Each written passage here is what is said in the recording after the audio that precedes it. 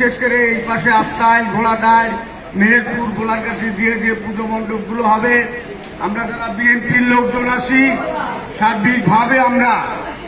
সার্বিকভাবে পুজো মণ্ডপে যাতে কোনো রকম বিশৃঙ্খলা ওই আওয়ামী লীগের লোকজন করবে, ওই আওয়ামী লীগেরা করবে, ওই ভারতীয় এজেন্টরা, দালালরা করবে, তারা করে পুজো মণ্ডপে তারা বিশৃঙ্খল সৃষ্টি করে এই অন্তর্বর্তীকালীন ডাক্তার ইউনূসের সরকারের ঘাড়ে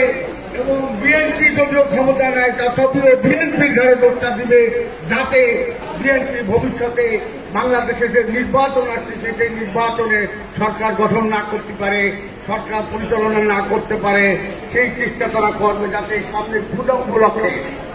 এই পূজাতে আমাদের এত বেশি খেয়াল রাখতে হবে। গতকালকে চিঠি একটা হয়েছে,